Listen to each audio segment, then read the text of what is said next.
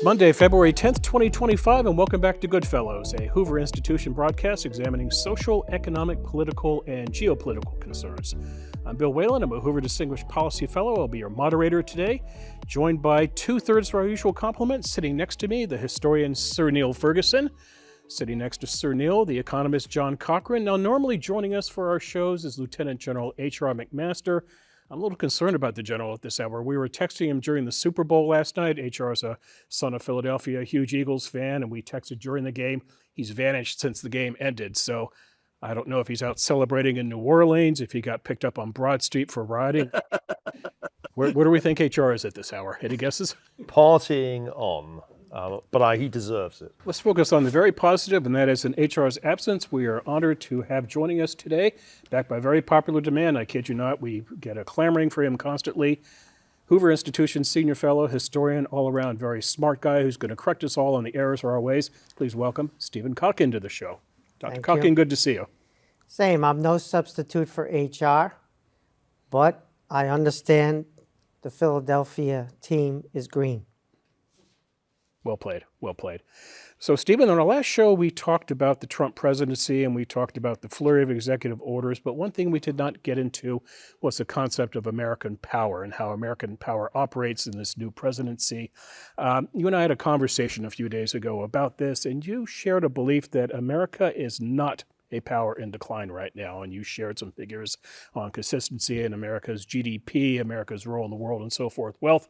But sitting next to me, this rogue, he has what is called Ferguson's Law, and I'll read you what Ferguson's Law is. Quote, any great power that spends more on debt service, interest payments on the national debt, than on defense will not stay great for very long. So, you say America is great, you say American greatness is perhaps doomed to failure, to borrow a line from one of your books. What's the answer here? Yeah, why don't we just start with that? That's a great idea. So, there's never been a power like America in recorded history. There's never been a country this powerful across as many dimensions as America is. You've got 25% of global GDP, roughly, since 1880. So that's spectacular. Almost 150 years of 25% of global GDP. That's with only 5% of global population. Then you've got the military. America's roughly 50% of global military, which is also spectacular. And then you got the quality issues of the American military and its expeditionary power. Then we can get into issues of soft power, America's attractiveness to places around the world. That's why our borders are under siege, in part, because we have an attraction to other places. We could get into the innovation ecosystem, which is right here outside our door. I think rather it's the envy of the world. All power is relative, so one has to account for American power vis-a-vis others, not just on its own terms. And so there could be shifts in the degree of American power. If another country comes along with a series of attributes that match or exceed American power, that would obviously change the equation. But by and large, it's a story that has held for a really long time, through thick and thin. One administration, another administration, one political party, another political party, one tax regime, a different tax regime. So policy has not created this power, and policy has not been able to suppress this power. Policy and politics have tremendous effects, obviously. We all understand that. But there is a bigger story here that transcends those conjunctural issues of whether the taxes are higher or the taxes are lower under any particular administration. We have our preferences. We can all argue for a better policy or worse policy. But you've got something here that's amazing. The question is it going to go forward in the same way? And that, I think, should be the topic of our conversation today. Well, there's lots that Steve Cochrane's just said that I agree with, but it's worth asking whether Ferguson's law is going to kick in. It only just happened last year that for the first time the US was spending more on interest payments than on defense. So I think it's possible that all of that is true, but we're now in a relatively late inning of the game. I could, if we'd had this conversation 100 years ago, I could have said to you, there's never been a power like the British Empire. And it's been in this dominant state since the 1780s. And it withstood the loss of its American colonies, and it came back, and it's the dominant economic force in the world. It has the dominant military in the world. It has an innovation ecosystem like no other. And all of that would have been true then, but it was kind of near the end of the game, it turned out. I mean, I think one important point about this fiscal constraint that I'm talking about, and this is where we can bring Professor Cochrane in, is that in the history of the United States, there have been very few periods when the debt burden, the federal debt, has been so large. We haven't seen the debt burden above 100% of GDP since a period immediately after World War II. And there's never been a time that the United States was spending more servicing that debt than it was spending on its national security. And the other point I would make, which is exactly right, when Steve says it's all relative, if you face an adversary like China that is economically comparable, that can match you in most of the technological domains, the risk that you run is a collision. Britain collided twice with a rival power, Germany, failed to deter it, had to fight 2 world wars. By the end of the second of those wars, it was no longer possible to sustain the economy, the technological leadership, and that's the story of British decline. And there's nothing at the moment, it seems to me, that rules that scenario out for the United States. The scenario where there's a collision, if there were a collision over Taiwan at any point in the next few years, the United States would be in a very precarious position. If it had to fight a war against China in the Indo-Pacific, it might lose that war, or it might only win it at immense cost. So nothing that Steve says convinces me that the United States is not in a somewhat similar position to the British Empire in the 1920s, and therefore vulnerable to the kind of collision that could bring this whole happy story to a painful end. Mm-hmm. John? Well, I'll take the middle of the road position, seeing as I'm on the middle between my 2 historian friends. Power is a strange thing. And greatness. We want prosperity, I think, and power is a means to that end.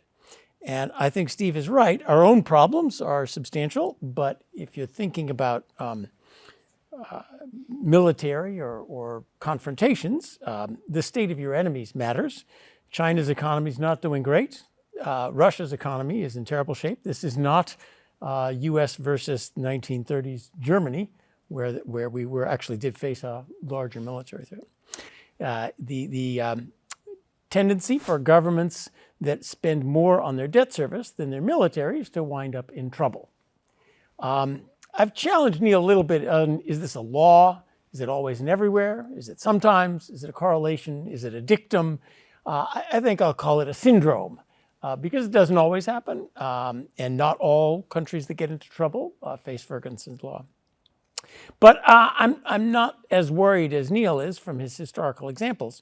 We are spending something like 2 to 3% on debt service of GDP in real terms. We're spending something like 3% of GDP on military, and the question is we're crossing those. Our debt is large, but countries have had large debts, like after the Napoleonic War of the UK. Ferguson's syndrome, in my view, starts with economic decline. Somehow it sounds worse, actually, if you put it like that. By the way, it should be made clear that this is not Niall Ferguson's law or syndrome, but Adam Ferguson, the great Enlightenment writer whose essay on civil society inspired this idea. He was one of the first people to understand that public debt could be a trap for a great power, that you could get into deeper and deeper debt, and that would catch you up. That was really the idea. All great Scottish thinkers are named Ferguson. Alex Ferguson. Except the ones that are named Smith. Or Hume. But I just wanted to clarify that this is not egomania on my part. So we're in the 2 to 3% range of debt.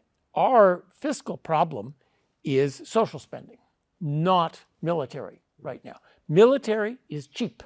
at current levels of threat. 3-5% of GDP by historical standards, and you'll correct me, is a wonderfully peaceful amount of military spending. 30, 40 in Europe, 50% of GDP on social spending, that is the out of control problem. Combined with nobody's having any children to pay this off, that is where Ferguson syndrome may get us into trouble in the future, but not yet, because military spending is so expensive. So I'll stand in the middle. Now, where are we going to go? I see stagnation as the central problem, and the stagnation of economies, the stagnation of institutions. Are we able to innovate, to grow, to do new things, to do things better, not retreat around a wall and moat of protectionism, which is another temptation that many failing states have had. Protect what you have and then gradually get worse. Looking around right now, there's a vibe shift. This is our one great chance. Our institutions are certainly being poked and deflated. Can they be reformed? And can we return to vitality? I'm much more optimistic right now that the U.S. still has one round of great vitality, institutional reform, economic growth ahead of us before, like all empires before us, we kind of fall into that trap and on we go. Yeah, maybe, but you know what? So America's a demographic superpower. We have a huge population. We have a highly educated population, a talented population, and we're constantly getting more people who are educated and entrepreneurial in addition to others who are less educated and entrepreneurial. Britain never had the scale of our demographic power. We're an energy superpower. Across the board, energy in the United States is relatively inexpensive compared to some of our competitors and unbelievably abundant. And that's in all forms of energy. Whatever way you come down on the spectrum of which energy you prefer, we'll be good at all of them. And we'll be better than other places, generally speaking. So we have so many dimensions of power. In addition, our government system, for all its failings, is a superior form of government. Limited government, limits on executive power, whereby there are corrective mechanisms. The market is a great corrective mechanism, and our system of government is also. I've been alive, and American decline has been the principal topic of conversation in academia, more or less, with a few exceptions, my entire adult life now. I don't go back to 1880. I don't know Theodore Roosevelt the same way that, for example, some of the professors at Harvard recall him fondly. But I have to say that I remember the 70s. I was in the U.S. in the 70s. And you want to talk about decline? Nixon's presidency and the resignation over Watergate, the loss of the war in Vietnam, which was horrific, the whole war and losing the war, the Rust Belt with the oil shock and the Rust Belt, disco. It was grim. The 70s were unbelievable. American soft power was in the toilet. And look what happened after the 70s. So there's this, not just vitality, but ability to come back. The thing about your analogy, Neil, and you'll come in now, is the UK's decline was a problem because of the US's rise. The US was looming on the horizon already in 1900. Still not a dominant force in global economics because of the domestic market. Right, in 1900, trade is what, maybe 5% of US GDP, as opposed to what it would become. But it was looming. It was coming. It was clear that the US was this big dominant force. And so if the UK didn't get its act together, it could be nudged aside, politely or impolitely, by something really big and more powerful on the horizon that had additional dimensions of power. And so that's kind of what happened. I'm not sure that there's anything like the U.S. on the horizon now to take that full advantage of U.S. vulnerabilities and self-inflicted harms that you know well, including the fiscal insanity that you've written about. I'm not sure there's any power on the horizon. That doesn't mean the U.S. is going to get away with this, because implosion is always an option.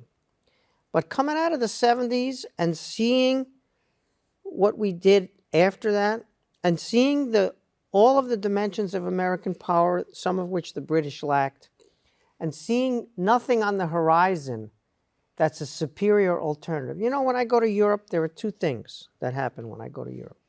They tell me, you know, you Americans are barbarians. That's the first thing they say. You're They don't barbarians. say that to me. That'd be You're not- personal. You're not in the same You still think you're category. British. But the other thing they say is, you're barbarians, but God forbid you abandon us. The demand for American power is off the charts. The problem in the world is there's insufficient American power. Every conversation you have is not just that you're barbarians, but you must rescue us, you must do this, you must do that. Let's bring Ukraine into NATO. Let's do a security treaty with the Saudis. Every single conversation is about we need more American power than we have. This USAID fiasco that we're undergoing right now, this rounding error in the budget, that's a small and easy target if you're going after government.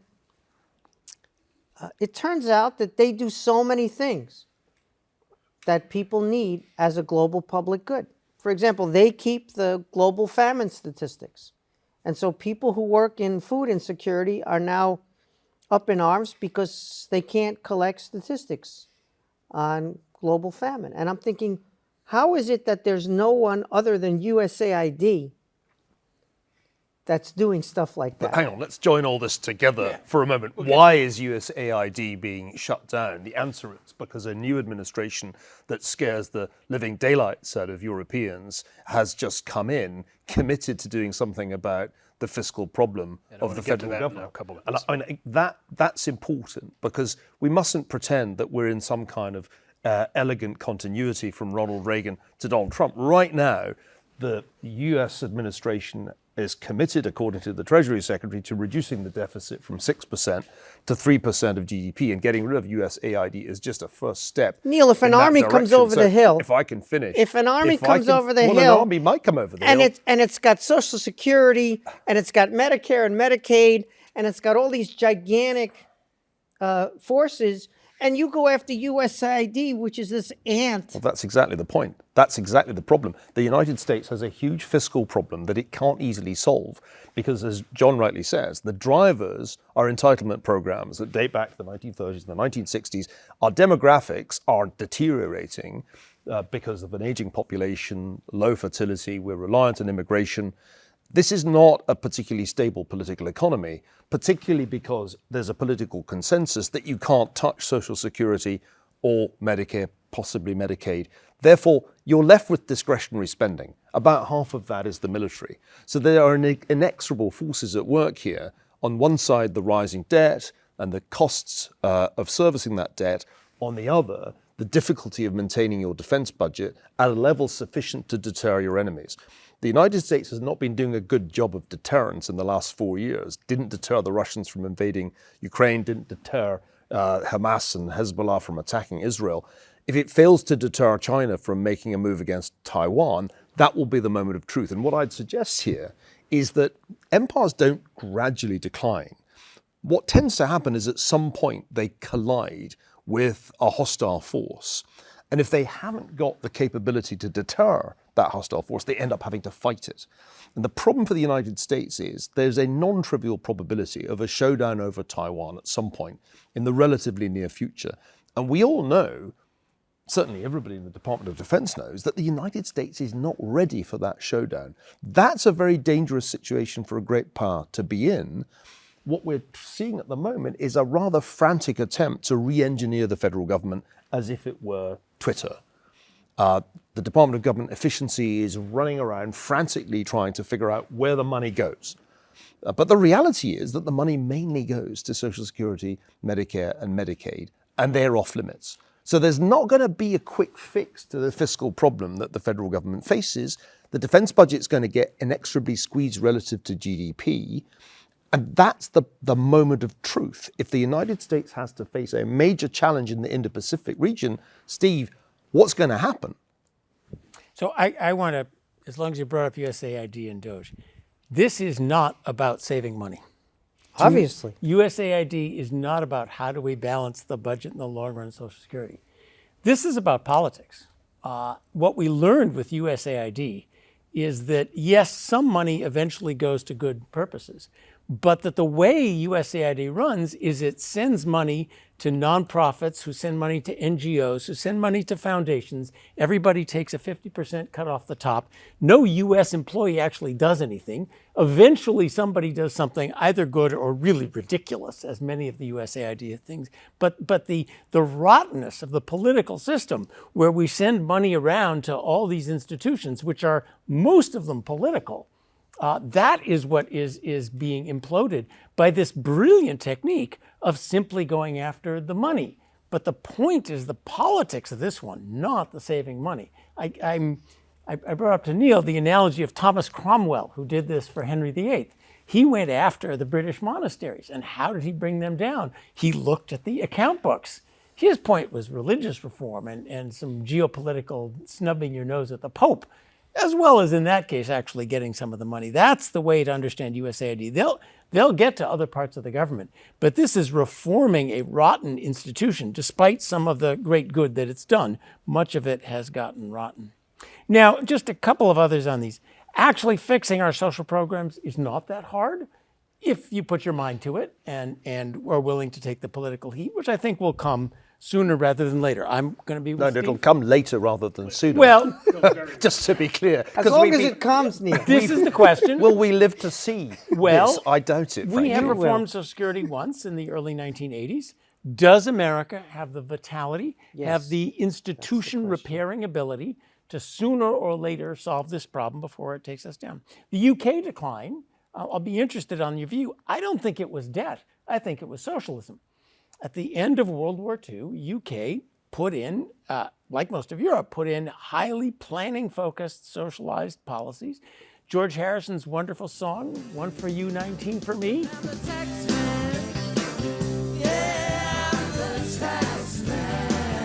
The Beatles faced a 95% tax rate, and they were very unhappy about it. You want to know why you're getting economic stagnation. It's not England after the Battle of Waterloo. Oh, how do we pay this down? Let's have a industrial revolution and free trade and open markets and grow like crazy. Boom, down goes the debt and very low interest rates because we're a great credit.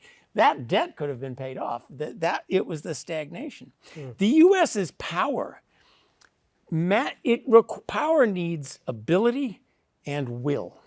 So far, not running up against China and Taiwan, the question has been the will, not the ability. I cannot imagine a time in history that a great power had a greater inequality of ability relative to Russia over Ukraine.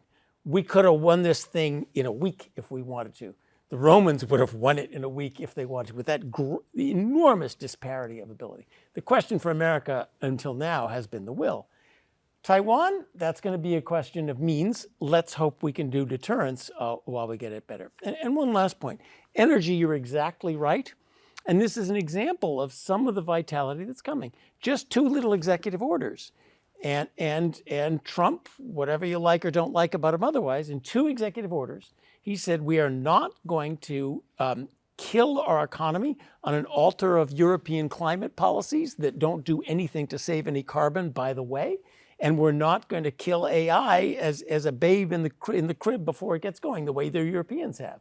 So just here's 2 little reforms of we're not going to commit suicide that we had been on the way to doing. So I think that's part of the case for the potential for economic vitality. So today marks 3 weeks into the Trump presidency. So I'd like to bring Just up feels like just like 3 months. years. just a spurt of information. I'd like to bring up 3 items, and I want you to tell me what they say about Donald Trump and the use of power. Number 1, Gaza, or Mara Gaza as we call it now. Trump holds a conference in the White House, a meeting with Netanyahu, and then he says the following quote, "We'll own it," referring to Gaza. We're going to take over that piece, develop it, and create thousands and thousands of jobs, and it will be something the entire Middle East can be proud of. He goes on, "I envision the world people living there, the world's people. You'll make that into an international, unbelievable place. I think the potential in the Gaza Strip is unbelievable, and it could be the Riviera of the Middle East." What kind of power is this, Stephen? Is this hard power, soft power, economic power?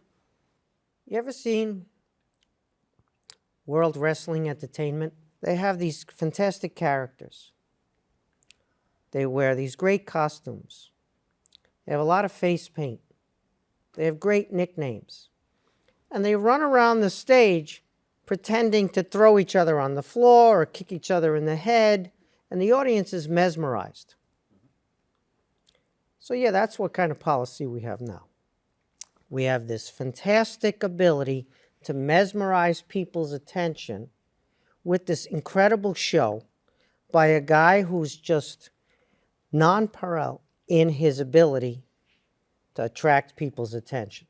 And so we got these characters, that's what they are, who are now sent over to institutions to be the nominal head of them. But somebody's got to run the government. We need a budget. When was the last time the United States actually had a budget? Sometime in the 1970s, I would guess. It's been a really long time. We don't have one this year, and the next year budget is coming. I believe the cliff is in March, potentially, for the government running out of money. So, first of all, we need a government. That means we need a functioning Congress. We need a budgetary process. I understand the show, the WWE, and it's remarkable how amazing it has been in terms of ratings, in terms of knocking everybody else out of the people's attention span. And I know some of the characters are fabulous in terms of their face paint and costumes. But I'm looking for competence. I'm looking for follow-through. I'm looking for the ability to actually get things done. I know that you can break a lot of stuff. I've studied revolution for too long. What happens when you break things is when you try to rebuild, you're rebuilding with the shards of what you broke. And often, unwittingly, you rebuild what you think is something new, but is actually the old system. We all have read Tocqueville on the old regime in the French Revolution. So I get it that you can hate hard leftist cultural politics. You can see USAID as a practitioner of that self-defeating hard left cultural politics, which undermines American power in the world rather than enhances it. I get that. I get that they don't care about the fiscal health of the United States. Neil cares. John cares. Bill, myself, we all care. The voting public cares at a certain level. I'm not sure the people who are attacking the political hard left policies of government units care that much about this. The experience of Twitter is quite sobering in terms of value creation as opposed to transformation of the political spectrum there. I'd love for them to care about the stuff that John Cochrane and Neil write about. We'll see. The rubber's going to hit the road with the budget. We're going to see what happens with stock markets. We get a 20% plus correction in the stock market. Correction is a euphemism. We get some inflation. We get some world events. And we'll see how much of this WWE can continue in the same vein going forward. Sure, let's knock off USAID. Let's knock off the Department of Education if they go after that next. Let's knock off all the things that conservatives have had a bee in their bonnet about for a while. But I need not just a smaller government. I need a better performing government. I need a government that not only does less, but what it actually does, it does well.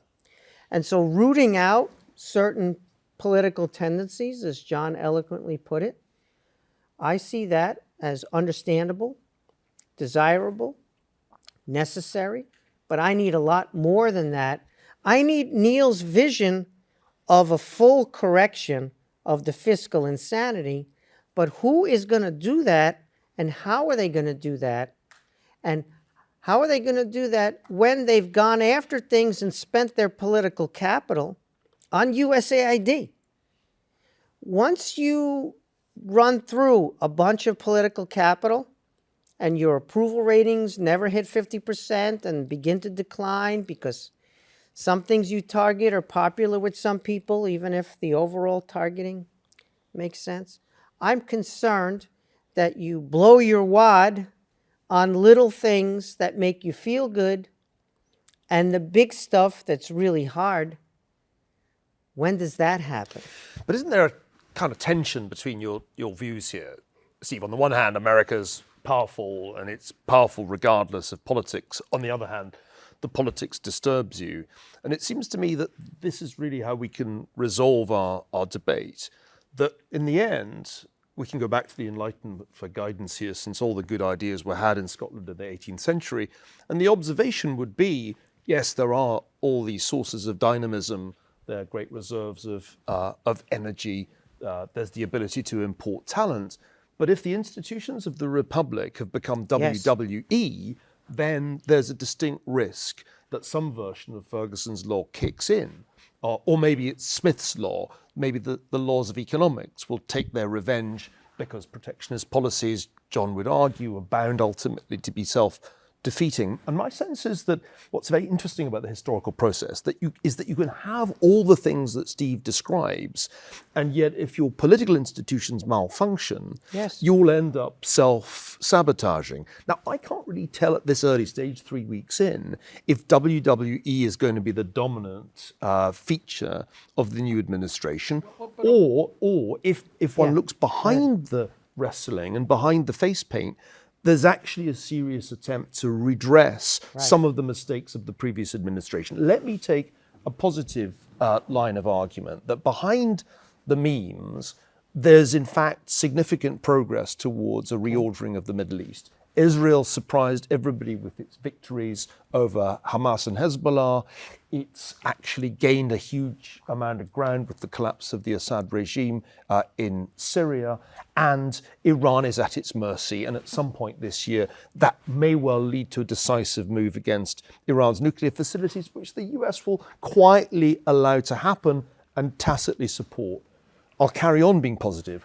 Everybody thought Ukraine was going to be handed by President Trump on a plate to Putin. That isn't happening. On the contrary, it seems to me that Ukraine has a decent shot at a ceasefire, probably not a peace, that leaves it intact and allows it to be the South Korea of Eastern Europe. So maybe behind the wrestling and the face paint, there is a grand strategy, and it will turn out to be as good as the Reagan administrations turned out to be in the 1980s.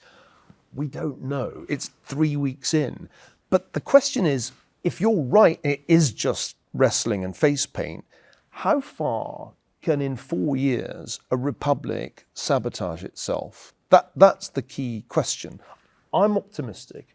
I actually thought the last administration did immense amounts of harm to American credibility, more or less bungled deterrence in every major theater. But I come back to the problem of Taiwan. In the end, Gaza is a trivial issue compared with Taiwan, an island that China says is its, which we more or less acknowledge it is, but which produces nearly all the most sophisticated semiconductors, more than 95% of those that you need to do AI at scale. If China blockades or quarantines Taiwan, doesn't need to invade it, it throws down a gauntlet to the United States, which seems to me very, very hard for the United States not to pick up. And I'm concerned that in that scenario, this administration is going to find itself with an impossible dilemma.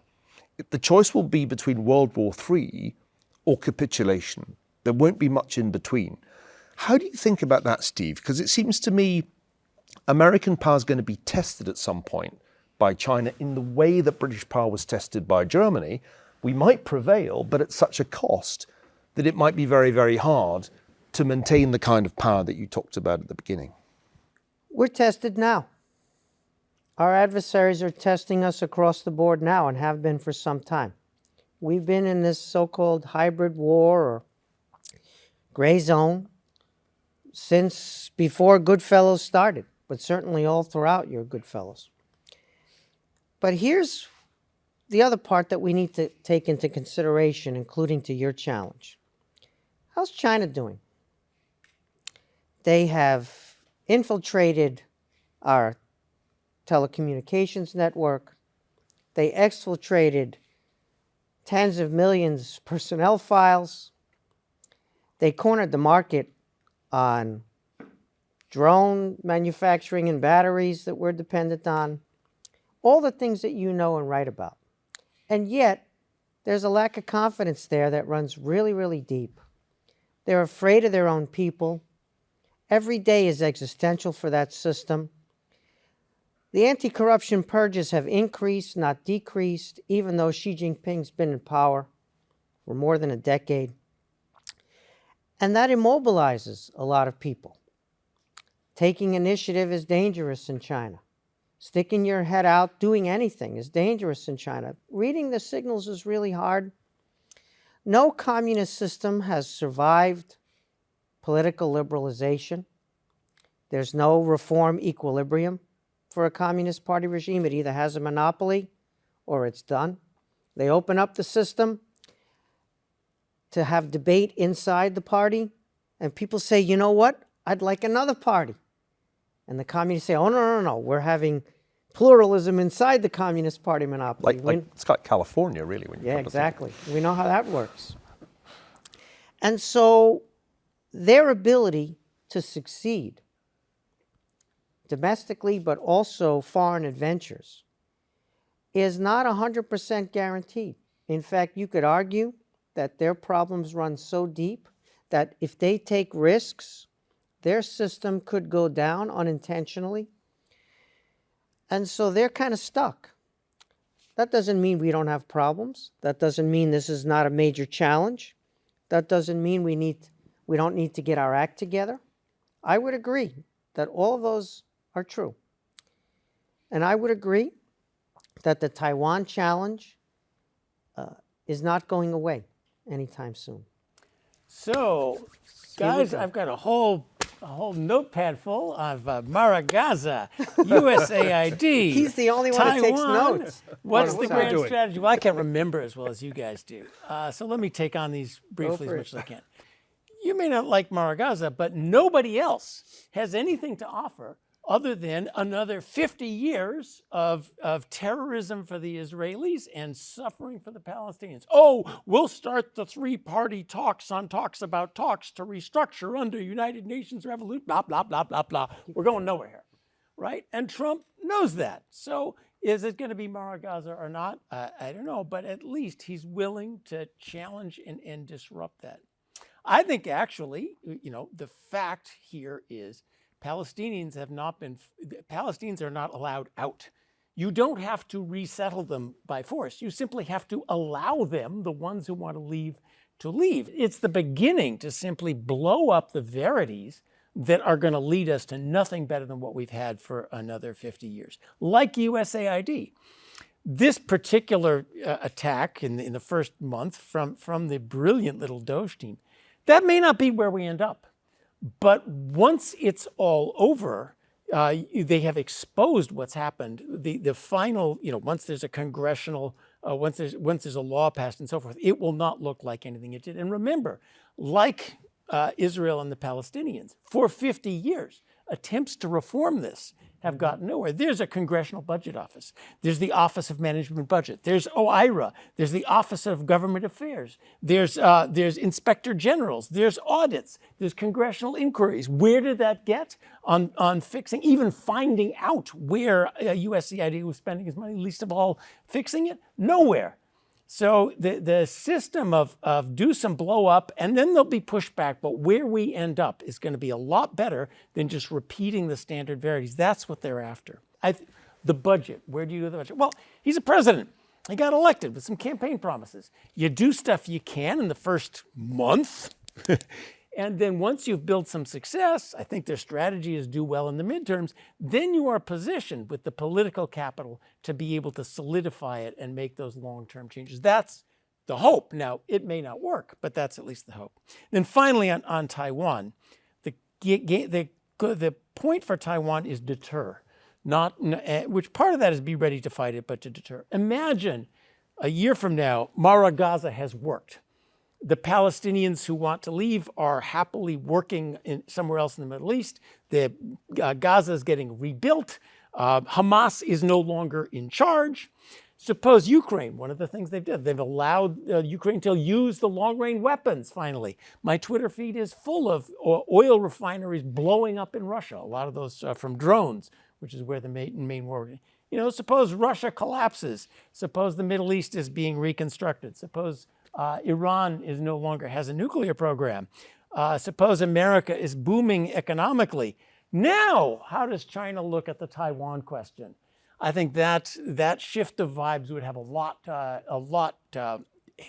of helpful deterrence for China's calculation. All right, John, speaking of strategy, is there a tariff strategy with this president? And I want to read a line from the grumpy economist himself, quote, "One intriguing idea is the substitution of tariffs for sanctions in geopolitical strategy." Well, so I'm an economist, and if I say tariffs are good, they're going to take away my union card. There are numbers of things that are on this administration's agenda that are not on the grumpy economist free market agenda, and tariffs is one of them. As an economic, tariffs are always an answer in search of a question, and if the question is improve the U.S. economy, sorry, that's not the answer. Maybe, and you guys will help me here, there is some geopolitical game, some dangerous game of I'll threaten tariffs and I'll get stuff out of the other people that I want to get them. Sanctions are a geopolitical economic thing we do.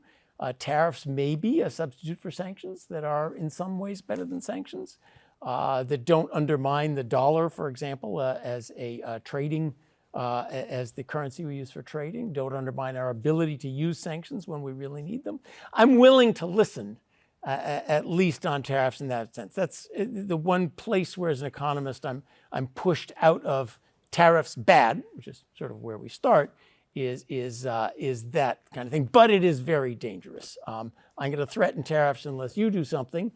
You better be darn clear on what it is you need to do. And I've seen this go badly many, many times. Maybe you guys have something better to say about tariffs. I'm just willing to move a little bit to, I'm willing to listen on geostrategic. Well, dozens of your fellow economists, the ones with Nobel Prizes, wrote a letter last year saying that they supported Kamala Harris because of the disastrous consequences that would ensue if Donald Trump was elected and imposed tariffs, and predicted, amongst other things, that they would be inflationary. I'll always take the other side of any bet involving Nobel laureates in economics. If anything, it seems to me the likely effect will be disinflationary, not inflationary, because you're creating a lot of uncertainty around trade policy by threatening and then imposing and then not imposing tariffs. The danger is not of an inflationary shock. We saw in the first Trump term that the tariffs were not inflationary. I think the danger, and I think Steve alluded to this rightly, is that this administration comes in at the tail end of a boom, the post-pandemic boom. And the downside risk is actually bigger than the upside risk on inflation. There's a real risk here of a bond market accident. That's clearly a major preoccupation of the Treasury Secretary, with good reason. There's a risk that the equity market corrects, to use that euphemism. It actually did at the last trade war. It was down nearly 20% in late 2018, but that was in the context of Fed tightening. We're not in that context now. But there are lots of things that can go wrong. But let's be honest, the probability that things will go that well is relatively low at this point. And it seems more likely to me that normal service will be resumed in the post-euphoria period, perhaps even before 100 days have elapsed, and there will be meaningful economic headwinds, and the things that the administration has set out to do will turn out to be harder than they look. So, I mean, my sense is that rather as happened in 1981, there was a lot of glad, confident mourning at the beginning of the Reagan administration. Hostages were being released then too. It looked like a new order was beginning. And then there was a really nasty recession, 81, 82, and things got tough. It also turned out to be harder for David Stockman to fix the budget problem then. The budget problem's much bigger now. So my sense is that despite all the vibe shift energy that we've seen since November 5th, there's a bunch of stuff that's bound to go wrong in the course of this year. And then we'll see if there's anything behind the wrestling and the face paint. I think there is. I actually think the administration, if one takes it as a whole, is full of some really impressive people. And there is some real strategy there. There are just several strategies, and I'm not quite sure which one they'll eventually settle on. I just wanted to add that tariffs, much as I don't like them, they are small. So the world is going to end because of tariff stuff that Nobel Prize-winning economists are saying. They ought to know better. Tariffs are a tax on producers that's passed along as higher prices to the consumers. Well, so are sales taxes. So are corporate taxes. So is the taxes they have to pay on their labor. We already got tons of those. Tariffs are mostly about microeconomic distortions. Look out the window if you want to see microeconomic distortions. So they're not great for the economy, but they are not the thing that's going to really cause an economic crisis. You're always right, Neil, to point out events, my dear boy. That's what comes. And we're always in danger of a big economic shock. It won't be the tariffs. Quotas are much more dangerous than tariffs. That could lead to real trade problems. Some sort of financial shock is always where somebody has lent a lot of money and doesn't know how to pay it back. Sovereign debt could be a problem. China blowing up could be a problem. Some geopolitical event causing a financial shock. Tariffs by themselves, much as I don't like them, I don't like microeconomic inefficiencies, they are not that sort of huge economic shock that's really going to cause our problems. And if I have to choose, the Biden-Harris economy with the full set of regulations, the whole of government approach to various social policies and all the rest of it, or a little bit of tariffs, I'm going to take the tariffs. Yeah, and I think if the deregulation agenda is going to be repeated as it was in the first Trump term, that will be significantly positive. I looked at the number of pages in the Federal Register all the way back to the 1930s. There are two great spikes in the history of that series. One is the Obama administration, the other is the Biden administration. There are two periods when the Federal Register shrinks, the Reagan administration and the first Trump administration. So there's some significant positives, and it won't get much coverage because the deregulation didn't get much coverage in the first Trump term. The tariffs get all the attention, and I agree with you, John. At this point, they're not significant in their scale. Yeah, but Millet's chainsaw. But even if we don't deregulate, just turn off the faucet. That's good enough. Sorry, Steve, we haven't let you in for a little while here. I'm listening. I'd love to see a strategy. I'm going to hope that there is a strategy behind this. I see interest groups, wide disparities in their aims. I see a lot of opportunism. I see a lot of cross purposes. I see a lot of people who don't really know what they're doing. And then a whole bunch of smart people below the radar, without nicknames, not wearing costumes and face paint, who are adults, who've entered the administration, whether it's in Treasury, the National Security Council, and we could go on. And I want to know who's going to empower them to do what needs to be done. So my view on this is American power is very hard to wreck because we try all the time and it's still there. American power is very hard to take on because I got to tell you, you can ask Hitler, you can ask the Japanese, you can ask the Soviet Union. There are some constituencies you can ask about how that works versus using American power in tandem, being allied to American power, partnered American power. You can ask a whole lot of people about that, including post-Hitler Germany, post-Hirohito's Japan. Of course, the Hirohito continues, but the version of it that we had in the war. And so that's the cause for optimism. It's hard to ruin. It's hard to take on from the outside. There are elements of dynamism there that people can't explain that are astonishing. And then we have the current pickle that we got ourselves into, which is depressing and which needs to be fixed. And John's view of this is you break everything first because it's so wrecked, all the attempts to fix it never worked. So you might as well just break it and see what happens. Maybe you can fix it then. If that turns out to be true, fabulous. If that turns out to be false, then what? In other words, if you break and break and break, and then, for example, I don't know, bird flu is in your egg supply. Or, I don't know, your airplanes begin to crash, not just once or twice, but often. And one could go on. There are all these things that we need government competence for. Again, the size of the government is too big. I'm interested in the performance of government. I'm interested in good government. You're supposed to get that from elections. What we get from elections is 50-50 senates or close thereby, and then attempted revolutions, where you're going to impose an agenda that's out of step with the American people, and you think that you have a mandate for that. Again, Trump is not popular. 47% does not constitute popularity. Some of the measures he's taken have been popular with his base, but his base is a smaller number than 47%.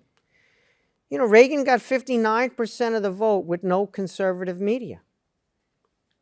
Is anything like that on the horizon, where you bring people together rather than divide, or rather than act on a non-mandate to institute revolutionary, or in this case, counter-revolutionary change? Again, I know what the Democrats did. I get why they were punished by the American people in the election.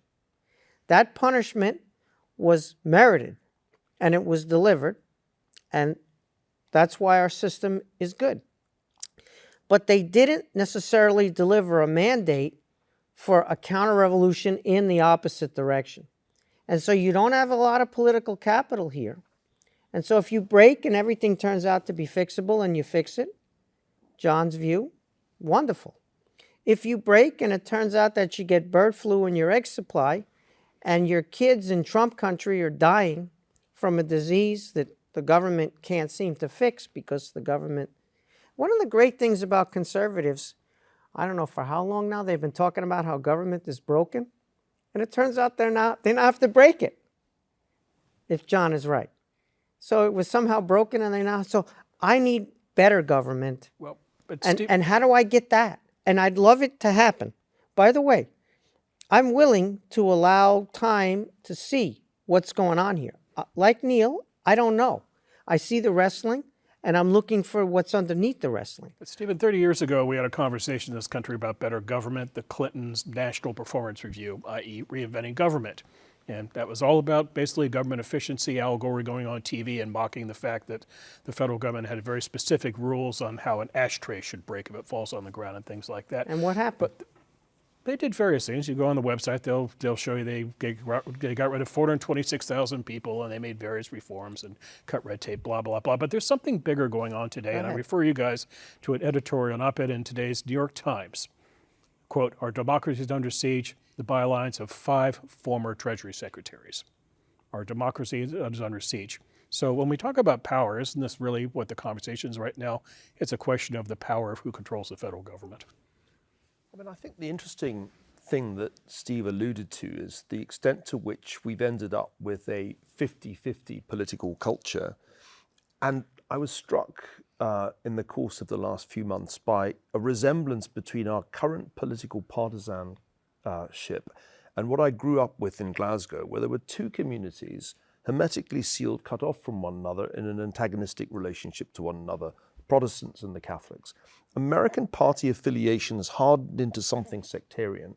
One sees this, for example, in the very small number of marriages now that cross the party line, and everything has become a partisan issue. That's a sort of dysfunctional sign, in my view, and a bad sign for the Republic. Republican institutions tend not to last very long historically. To be within sight of 250 years is a historic record in the history of Republican constitutions. One of the things that tends to go wrong historically with republics is this hardening of partisan lines, raising the stakes of political defeat to ever higher levels. If one thinks back to the departure of Joe Biden from the White House, the wild granting of preemptive pardons was a very unhealthy sign of a political malaise within our Republican culture. So I think we should all worry a bit about the health of Republican institutions under these circumstances. Gideon Rachman wrote a piece today in the Financial Times saying the age of empire is back. I have some sympathy with this view, because what tends to happen with republics is at some point they imperceptibly slip into empire. We should be aware of that risk. There are other ways for republics to go than decline. Steve could be right. American power could be in a constant ascendancy. But what if it gradually shades from republic to empire, rather as Rome did? Isn't that the thing that we ought to worry about when our political culture has become so polarized? Not a civil war, but the stakes seem increasingly high, and that kind of editorial that you just quoted, Bill, illustrates the point. The republic's in danger. The losing side will be persecuted by lawfare. We saw lawfare used against President Trump when he was out of office. He's now clearly going to use some version of it against his rivals now that he's in office. So my question for you, Steve, as a historian's question is, are we seeing signs of a familiar pathology that certainly the thinkers of the Enlightenment would have recognized? Even although American power is still intact, is it going to stay a republic with all this power? Yeah, so I agree that's the question. I agree that the governing institutions, that's the question. That's the key variable. We can talk about human capital and its importance. We can talk about infrastructure and its importance. We could go on about energy and its importance, but ultimately it's governance that makes possible successful performance across the board for the longer term, even if it cannot affect anything as deeply in the shorter term as we sometimes think when we're in the time period. Government is the one thing that doesn't get reinvented. There's no productivity curve in government the way there is in other spheres. Government is more like education. It's more like healthcare, where innovation is really hard and productivity is kind of low. But government is the worst performing of those areas.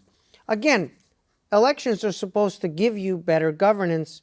It's supposed to give you responsiveness to the electorate, accountability, and we've seen insufficient evidence of that. You know, on the question of republic versus empire,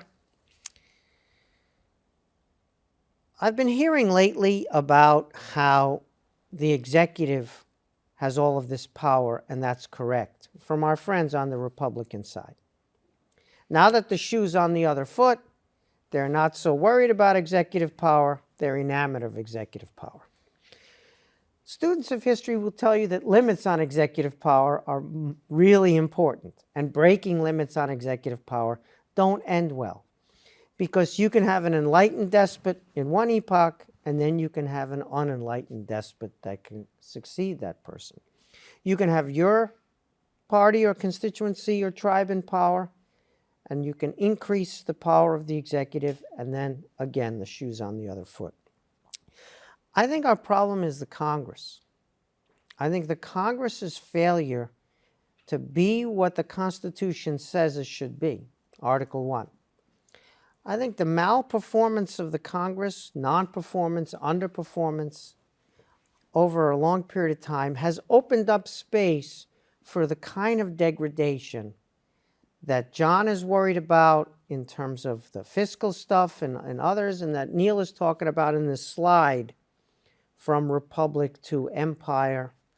And so that does concern me a lot. Now again, American history is full of really bad stuff that's happened. It's full of insanity, what Philip Roth called the indigenous American berserk, which now we have social media to show to ourselves, and before was less visible. America has had epochs of tremendous violence, not just the Civil War, but in general, tremendous. So America is an imperfect place, and yet somehow 25% of global GDP since 1880. So my question for the both of you is, if the Trump administration achieves something of what it intends, or what you think it intends, but not everything. How does that compare with previous attempts to achieve or not achieve? After all, we had the Great Depression. After all, we had, and then you can name whichever president you detest the most in that administration. We came through 3 terms of the Obama administration. The voters rejected the 4th term of the Obama administration.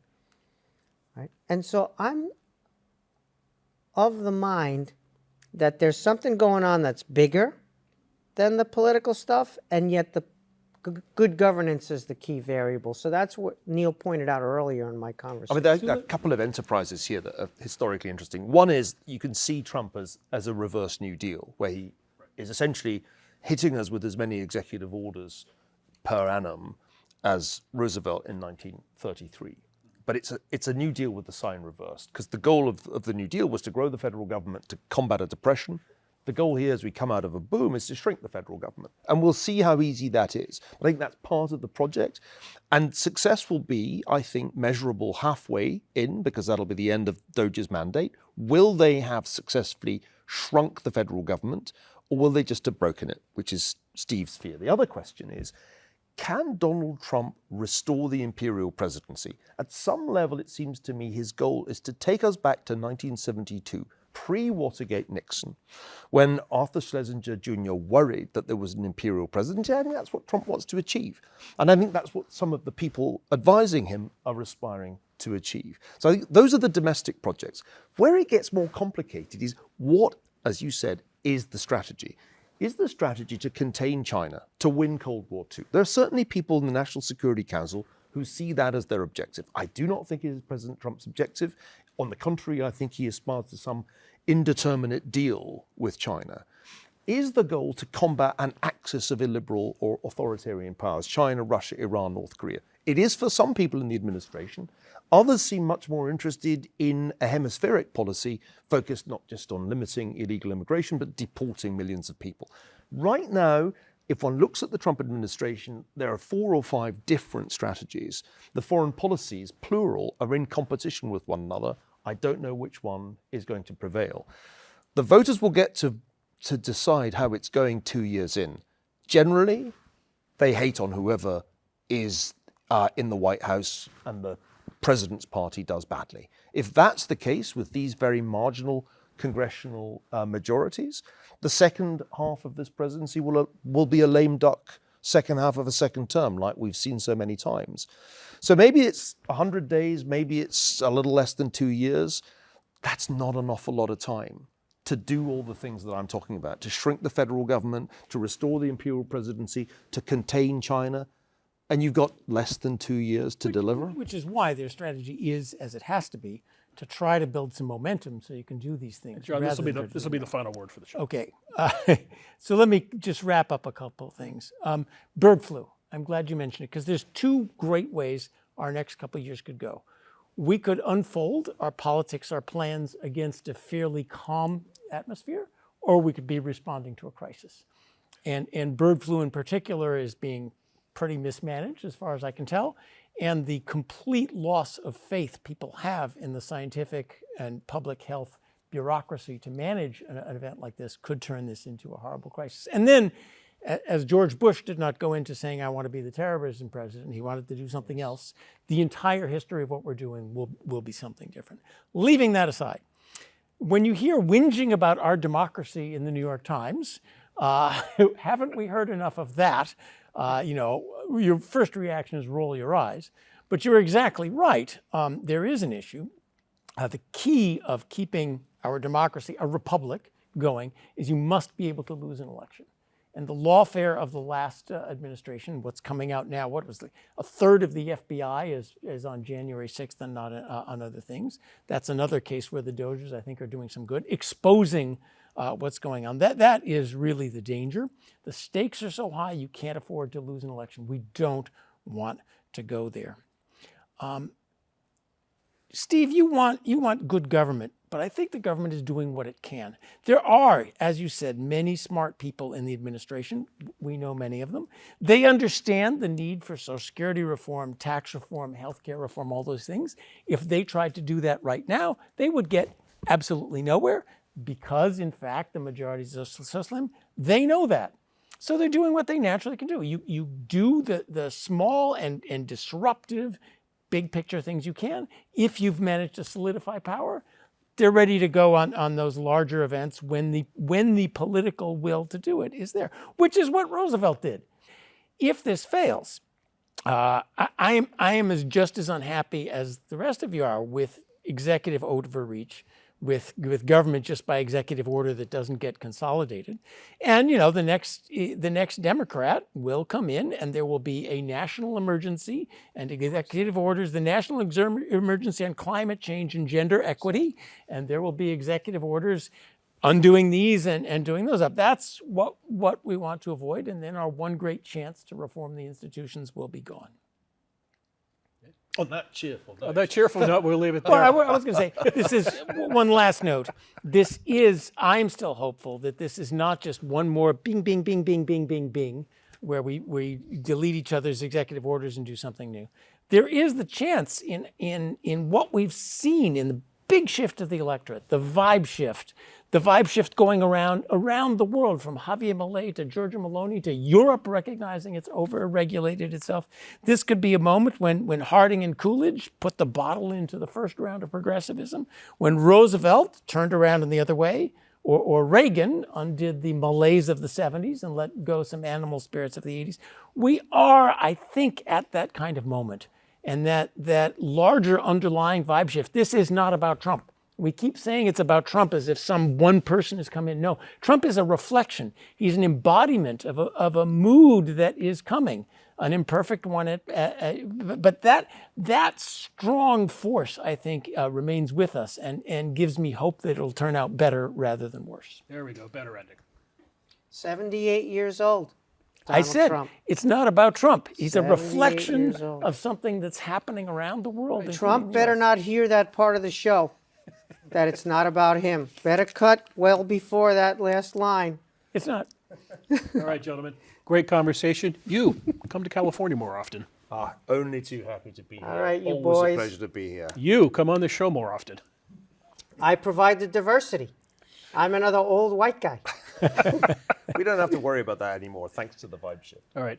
Well, I hope you enjoyed the conversation. I know we did. On behalf of my colleagues, Sir Niall Ferguson, John Cochrane, Dr. Stephen Kotkin, and the absent Lieutenant General H.R. McMaster. We were joking, by the way. H.R. had other business. He didn't vanish somewhere after the Super He's Bowl. all He good. actually, He's all good. Anyway, thanks for watching the show today. We'll have a new episode for you at the end of February, early March. Till then, take care. Thanks again for watching, and we will see you soon. If you enjoyed this show and are interested in watching more content featuring H.R. McMaster, watch Battlegrounds, also available at hoover.org.